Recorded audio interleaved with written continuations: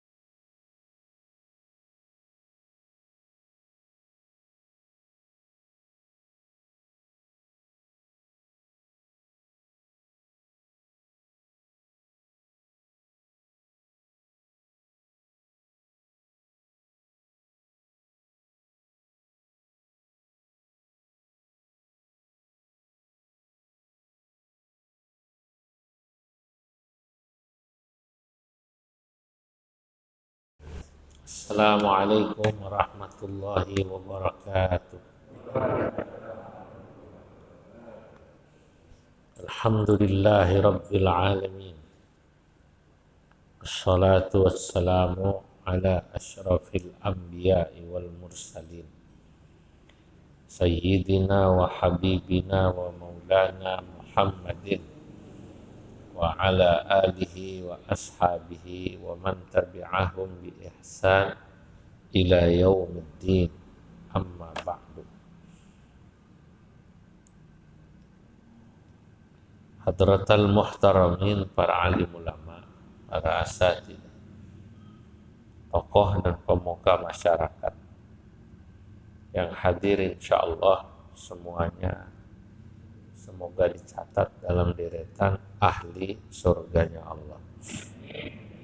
Pada malam yang mubarak ini, alhamdulillah kita dapat berkumpul untuk taklim rutin kajian kitab tafsir Munir yang sampai pada ayat ke-44 ya. Betul ya?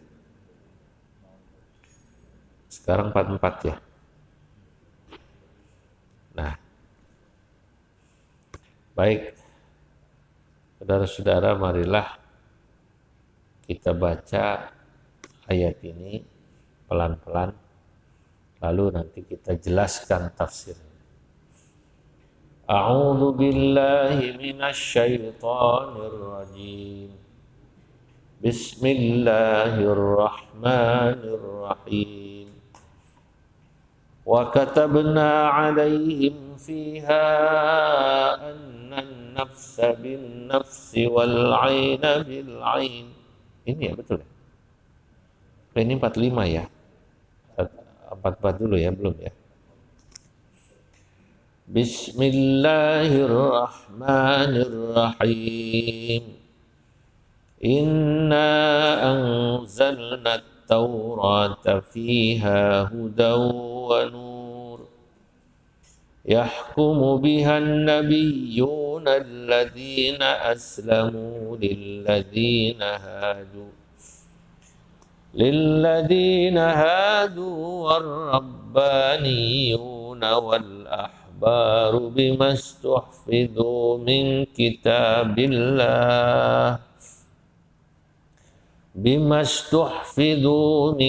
كتاب الله وكانوا عليه شهداء فلا تخشوا الناس واخشوني ولا تشتروا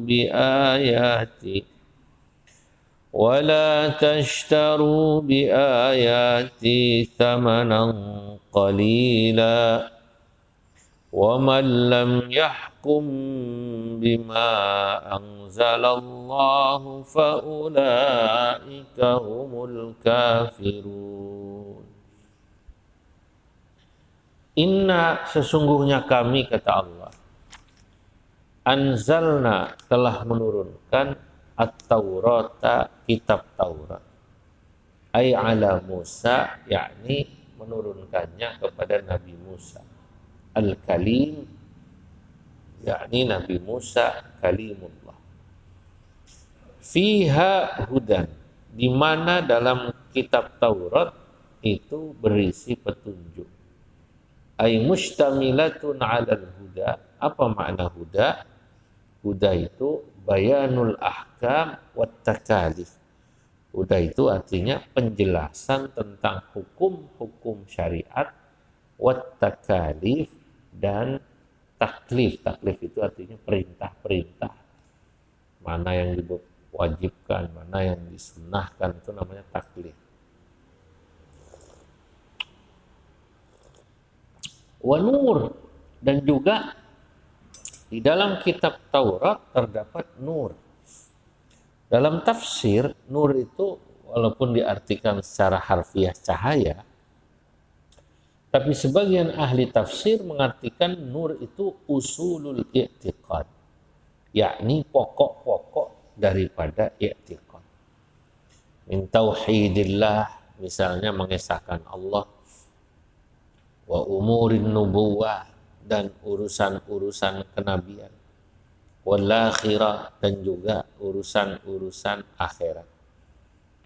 Nah, anzalnaha syar'an wa qanunan, yang itu diturunkan baik sebagai syariat maupun sebagai qanun, sebagai undang-undang atau hukum yang harus dijalankan dari sisi politis itu namanya. Yahkumu bihan nabiyyun alladzina aslamu, yang dengan kitab itu para nabi-nabi yang telah berpasrah kepada Allah memberikan putusan, atau dijadikanlah hukum itu sebagai putusan. Ya. Lilladzina hadu, buat orang-orang Yahudi, warabbaniyun, dan juga untuk para rabbani. Rabbani itu kalau diartikan, ada yang mengartikan secara harfiah pendeta-pendeta. Ya.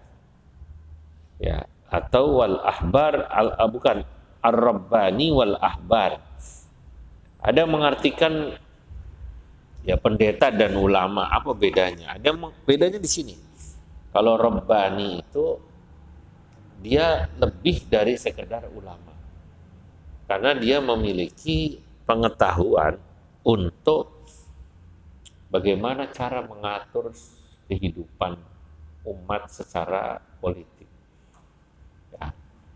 Sama kayak sekarang gini, Pak. Sama-sama kiai gitu. Ada yang kiai cuman taunya baca kitab gitu. Ditanya undang-undang gak ngerti. Bicaranya bagaimana hubungan ya secara politik ini nggak ngerti, ya itu hanya ulama berarti. Tapi kalau yang dia juga tahu, oh ini baru bisa dijalankan kalau begini, kalau didukung sama peraturan, ada undang-undangnya, itu namanya ya ulama tapi rabbani. Ini menurut Imam At-Tabari. Nah, ulama-ulama di pesantren yang hanya ngajar kitab tapi tidak berhubungan dengan pemerintah, tidak membahas aturan dan sebagainya, tidak berorganisasi secara detail. Karena kan ada organisasi, ya kayak NU, kayak Muhammadiyah itu kan pemerintah kalau mau membuat undang-undang, itu biasanya minta pandangan daripada organisasi terbesar ya, atau organisasi besar seperti NU, Muhammadiyah, dan lain-lain. Nah, sebab jangan sampai nanti kemudian undang-undang itu bertentangan dengan nilai-nilai yang dianut di Indonesia, baik nilai-nilai agama, nilai-nilai budaya, maupun nilai-nilai yang lain, sosial. Nah, misalnya kok, naudzubillah, mau ada undang-undang tentang apalah gitu ya, kebebasan berekspresi. Lalu kemudian di dalamnya misalnya orang bebas ketika berekspresi itu nggak pakai baju gitu, kemudian dan lain sebagainya. Lalu bertentangan sama agama, kan gitu kan? Nah itu tentu ada ulama yang membahasnya dengan DPR. Nah, itu kalau menurut Imam At-Tabari, ulama yang juga berhubungan sama pemerintah disebutnya, yang ngerti cara ngatur berorganisasi disebut Rabbani. Tapi kalau ulama yang hanya ilmu saja, ngajar di madrasah, ngajar di pesantren, nggak ngerti Pak urusan ini kenapa jadi keluar aturan dan lain sebagainya. Orang sini kuat dingin ya, ini dingin banget ke sana. karena hujan, ya. Kalau nggak hujan sih nggak apa-apa. Gitu ya. Iya. Nah, itu aja. Cukup satu. Ah, lumayan. Minum jahe dulu biar hangat. Ini ada iklannya ini, iklannya. Mereknya apa ini? Mereknya apa mereknya?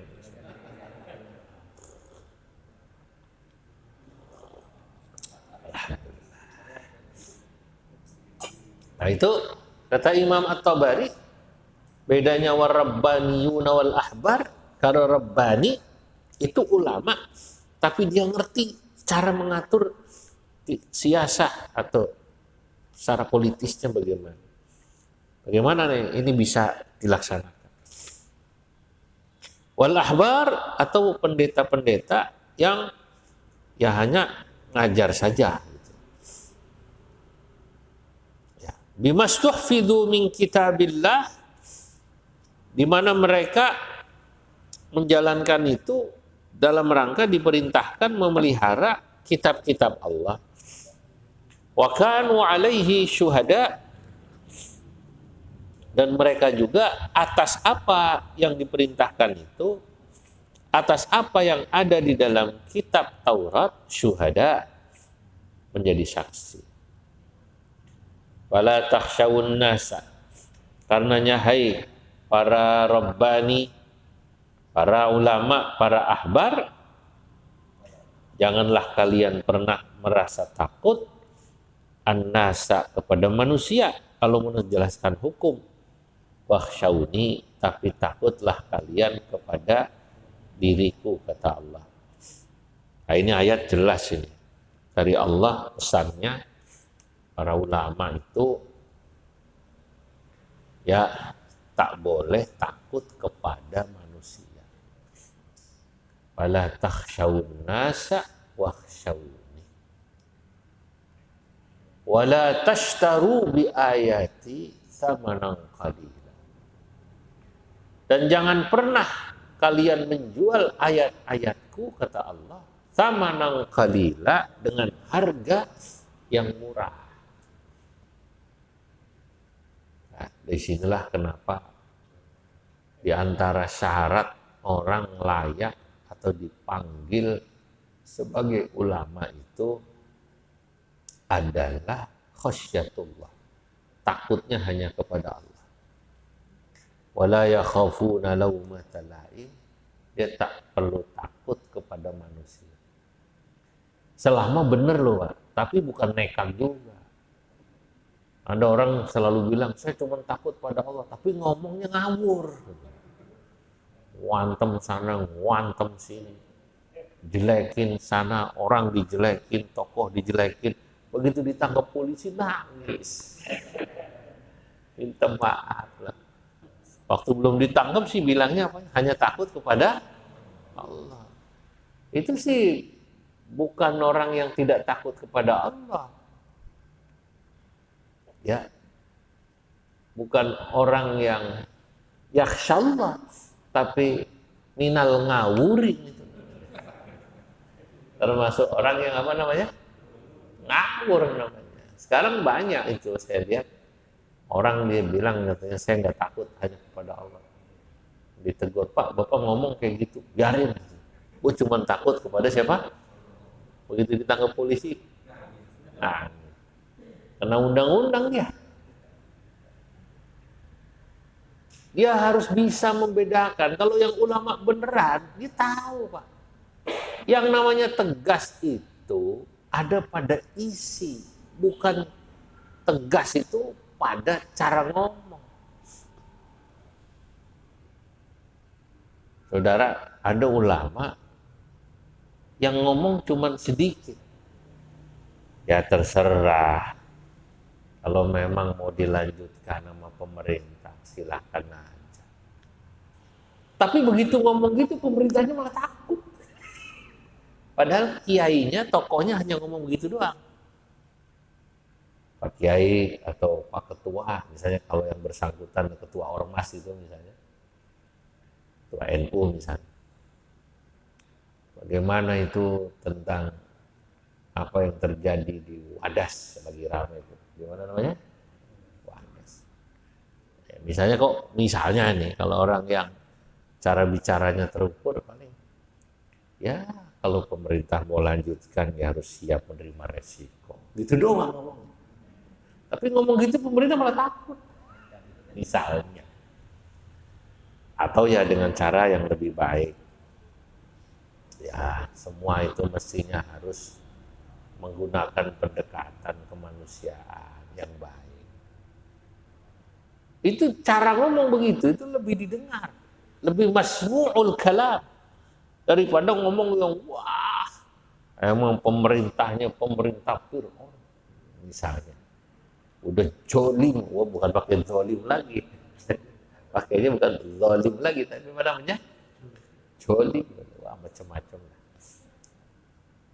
Tambah merajalela, ngomong macam-macam. Nah, saudara, kalau orang membaca hadis Nabi Muhammad Sallallahu Alaihi Wasallam bersabda begini,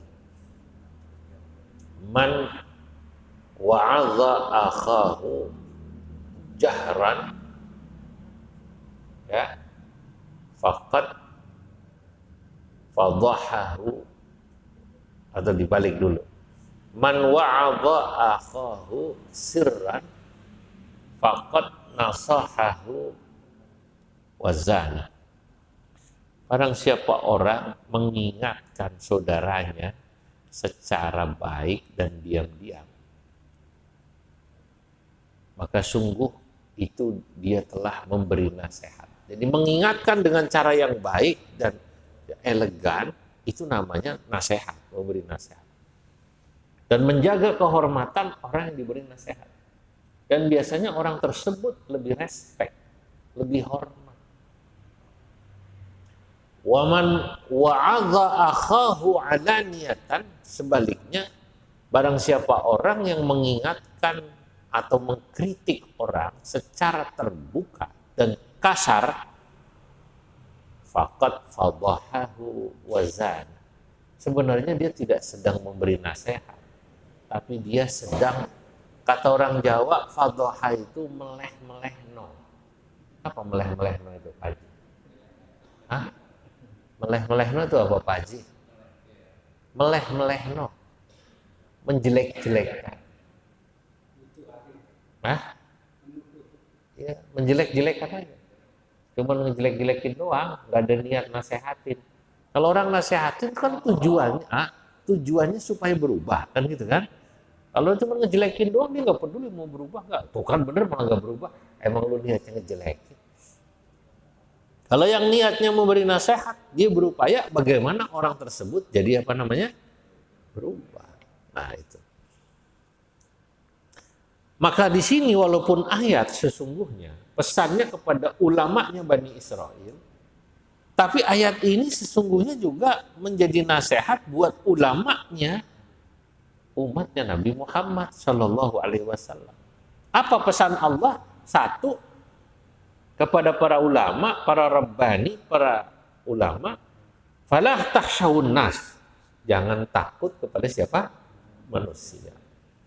Maksudnya jangan takut itu ketika menyampaikan kebenaran.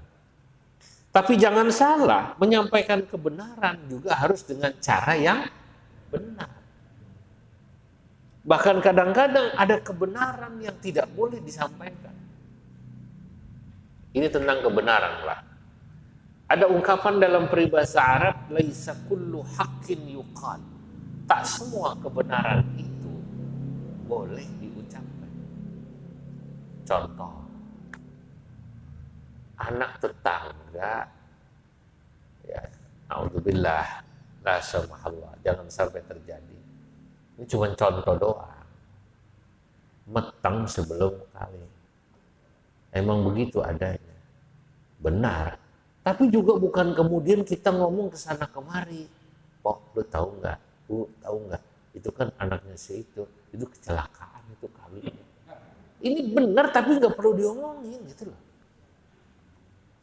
Paham nggak ini kira-kira?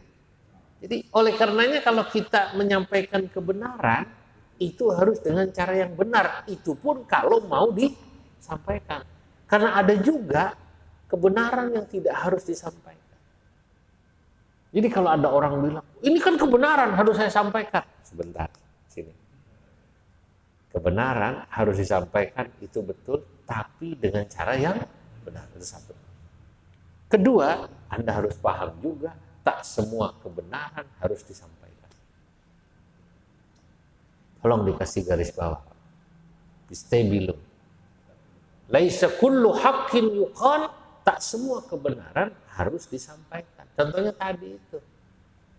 Maaf, ada orang warna kulitnya hitam jelek.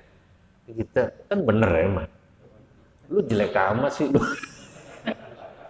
Bener gue jelek tapi jangan begitu dong. Itu contoh. Itu maksudnya tak semua kebenaran itu harus disampaikan. Laisa kullu haqqin yuqal. Wah, ini ngajinya lama, Pak. Bisa nyampe kayak gini ngajinya lama. Lah iya. Kalau ada orang cuman baru sampai, saya harus menyampaikan kebenaran. Itu baru satu. Dia belum nyampe yang poin kedua. Betul. Kebenaran harus disampaikan, tapi dengan cara yang benar. Salah cara yang benar misalnya, satu, tidak menyakiti orang. Imam salah bacaan. Itu kalau yang baik, dia cara mengingatkannya pelan-pelan. Tadi itu salah. Mohon maaf, saya ngingatin, maaf ya, maaf. Oh iya nggak apa-apa, terima kasih. Gitu. Bukan kemudian begitu salam di depan orang banyak langsung salah tuh. Nah, ini pernah terjadi, siapa sudah pernah cerita ya? Seorang imam datang ke satu masjid. Rupanya pengurus masjidnya ini pangsiunan. Dulunya jarang ngaji, kebetulan itu di sebuah komplek militer. Saya juga ngajar di situ, diceritakan. Udah lama ini kejadian. Mungkin 7, 8 atau udah lama lah. Jadi singkat cerita, ketua masjid ini atau pengurus salah satunya, maklum punya bintang dulunya, waktu masih masih aktif, bintang 1 atau 2. Begitu pensiun, mulai ngaji. Ketemu ustadz yang dikit-dikit bid'ah. Dikit-dikit bid'ah. Ini sesat, itu sesat, ini bid'ah, itu bid'ah. Wirid tapi sholat bid'ah, salaman Nabi sholat bid'ah. Dan itu seakan-akan itu kebenaran absolut. Dia nggak ngerti mana itu ijtihadiyah, majalil ikhtilaf, wilayah perbedaan pendapat, nggak tahu. Maklum bukan pesantren, sekolahnya kan dulu sekolah tentara. Cuman satu tahunya itu yang paling benar. Galak dia. Satu saat pas Ramadan atau apa, ada seorang ustadz mengimami, kebetulan NU. Begitu salam wirid dia. Assalamualaikum warahmatullahi. Assalamualaikum warahmatullahi. Astaghfirullahaladzim. Alladzi la ilaha illa huwal hayyul qayyum wa atubu ilaihi. Kencang. Ya, biasa gitu. Artinya bacanya keras. Langsung ditegur di depan orang banyak. Oh Ustaz, mohon maaf, di masjid ini wirid nggak boleh kencang. Bid'ah itu sesat. Anda kan Ustaz, mestinya lebih tahu dari saya misalnya. Ustaz tuh bengong. Gua ngimpi apa semalam ketemu pengurus begini. Delalah, ada pengurus lain yang bintang juga, ya, pangsiun juga, ya. Kemudian dia melihat tidak elok ini, dia langsung motong. Pak, mohon maaf, biarkan Ustadz teruskan. Beliau ini tamu, dia tak tahu di sini ada wirid apa enggak. Lagi pula kenapa nggak dikasih tahu sebelumnya? Kalau mau dikasih tahu, kasih tahu sebelumnya. Di sini masjid wiridnya masing-masing, ya, karena Tuhannya masing-masing, hajatnya masing-masing, doanya masing-masing. Mungkin begitu kali. Ini guyonan ini Pak ya. Ini jadi Tuhannya masing-masing itu apa? Hajatnya masing-masing, untuk nggak dilanjutin, Tuhannya masing-masing. Kalau dikasih tahu kan imam kemudian bacanya kan pelan gitu. Ini contoh bahwa orang ini mungkin ini menganggap kebenaran saja itu kebenaran yang keliru. Karena ini kebenaran yang dia anggap itu bukan kebenaran absolut. Kalau kebenaran yang absolut, yang semua orang mengaku itu cuma satu, adanya Allah. Bahkan orang non-muslim juga mengakui adanya Tuhan. Cuman nanti ya dia Tuhannya ada berapa gitu kan, lain lagi. Tapi mengakui. Kebenaran absolut itu misalnya kalau orang jujur itu baik. Itu mau Kristen, mau Islam, mau Hindu, mau Buddha sama tuh bilang. Kalau jujur itu baik. Kan gitu kan? Kalau dermawan itu baik, itu mau orang Islam, mau Kristen, Hindu, Buddha sama itu kebenaran absolut itu. Kalau ngutang nggak bayar itu mau agama apa juga bilangnya jelek. Itu absolut. Nah, ketika sudah mulai yang lain, itu udah lain-lain. Kalau kata kita, qul huwallahu ahad, itu absolut. Lain mungkin kata agama yang lain. Gitu kan? Nah, itu sudah menjadi istilahnya subjektif. Nanti terhadap khilafiyah seperti yang tadi itu, wiridan kenceng apa pelan, itu lebih tidak absolut lagi. Karena perbedaan riwayat, ada riwayat sahabat ada yang wiridnya keras, kan begitu kan? Ada yang pelan. Dan ada yang salaman Nabi sholat, ada yang nggak salaman. Nah, yang kayak begini nih, ini jangan dia bilang, saya harus menyampaikan kebenaran. Kebenaran yang apa dulu Pak? Gitu. Absolut apa tidak? Kalau masih belum absolut, masih namanya khilafiyah, ya hormati aja. Itu loh. Wong yang jelas-jelas absolut saja kadang-kadang kita harus hormati, nggak perlu disampaikan. Orang semua tahu kalau dia hitam, absolut itu. Nggak ada yang bilang putih. Misalnya ada orang, maaf, kulitnya hitam. Saudara kita dari Afrika gitu ya, atau dari mana lah. Tiba-tiba semua orang juga tahu kalau itu hitam, itu absolut semua bilang. Dan itu objektif. Tapi kemudian jangan bilang, lu kok hitam amat sih? Kalau itu ente yang ngomong yang benar, ya saya kan menyampaikan kebenaran. Ini benar sih benar, lu gak usah diomongin. Nah itu yang saya maksud. Ya Allah, ini ngajinya malam ini bab ini aja lah, cukup. Kita ngaji bab ini, jelasin ini tahu, udah jadi orang pasti bijaksana. Bijaksana emang dari sini awal. Ya. Kedua, perintah Allah kepada para ulama, wakhsyawni, dan takutlah hanya kepadaku. Ulama baru layak disebut ulama, baru disebut Rabbani, kalau hanya takut kepada Allah. Ketiga, di sini dijelaskan wala tashtaru bi ayati thamanan qalila. Jangan pernah kalian menjual ayatku dengan harga yang murah. Jangan kemudian nanya, kalau mahal berarti boleh Pak. Itu. Jangan bilang begitu. Tak semua ya dalam kalimat bahasa Arab itu mengandung mafhum mukhalafah. Ya, sebab dari satu kalimat itu menunjukkan ada kadang-kadang bermakna menegaskan. Mau murah, mau mahal nggak boleh. Mahal aja nggak boleh, apalagi murah. Menjual agama dengan harga murah itu maksudnya begitu. Ya. Artinya jangan sampai agama dijual dengan dunia. Banyak orang yang menjual agama dengan dunia, ditukar dengan dunia. Padahal dunia itu murah.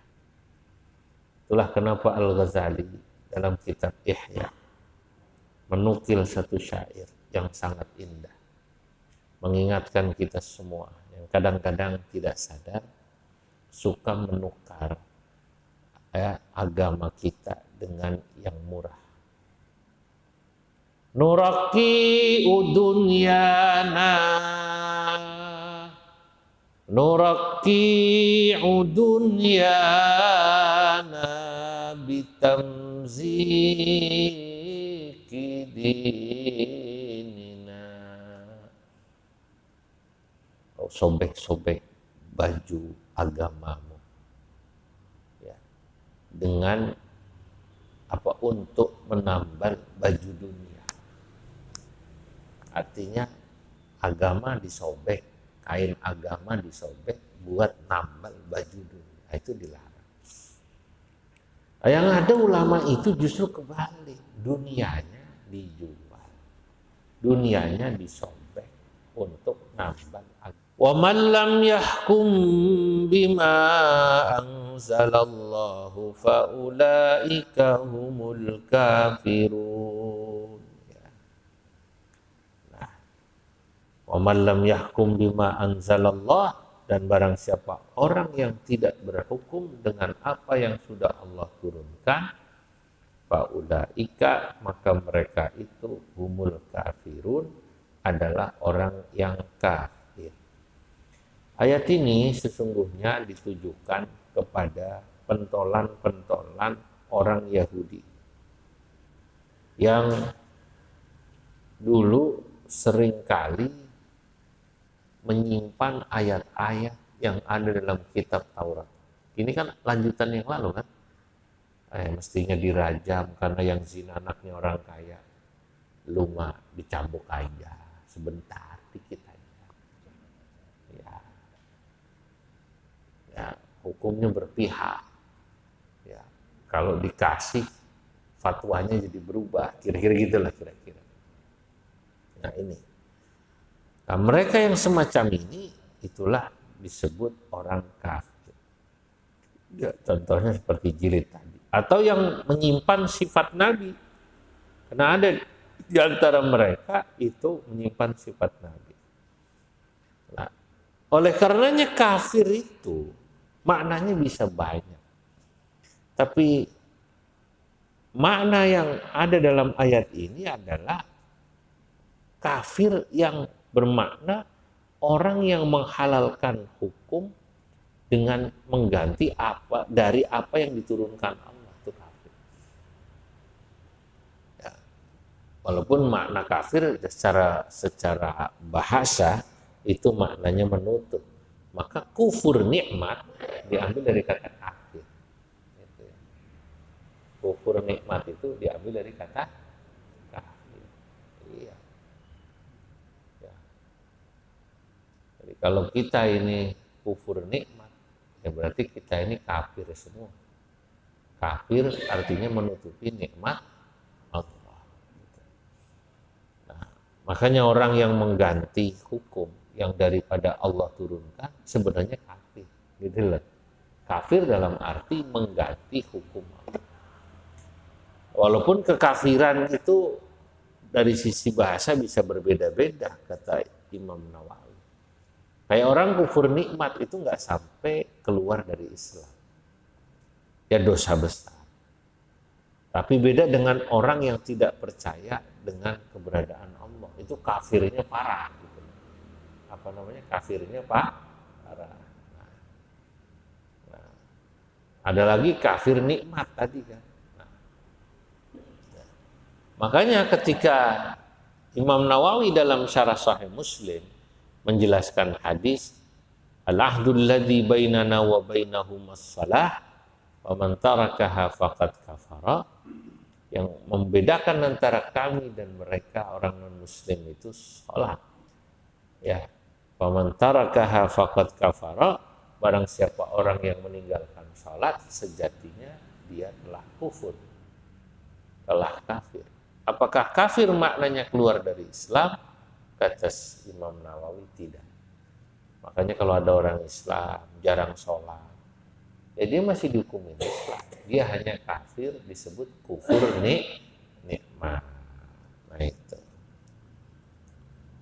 Ayat berikutnya nanti kita lanjutkan. Kata benar alaihim fiha anna nafsa bin nafsi wal aina bil aini wal anfa bil anfi wal udhuna bil udhuni was sinna bis sinni wal juruha qisas.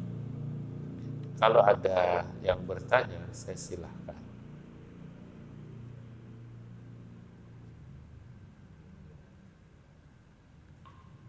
Ya.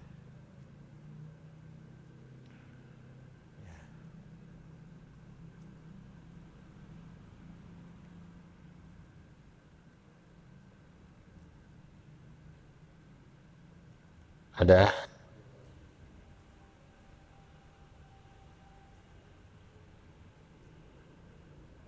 Baik. Bismillahirrahmanirrahim. Allahumma salli wa sallim ala Sayyidina Muhammad al-awwalina wal akhirin wa barik wa radiyallahu tabaraka ta'ala an sadatina ashabi rasulillah ajma'in. Allahumma anfa'na bima 'allamtana, علمنا ما ينفعنا وزدنا علما ويقينا ربنا هب لنا من أزواجنا وذرياتنا قرة أعين واجعلنا للمتقين إماما ربنا اغفر لي ولوالدي وللمؤمنين يوم يقوم الحساب وصلى الله على سيدنا محمد وعلى آله وصحبه وسلم والحمد لله رب العالمين. السلام عليكم ورحمة الله وبركاته.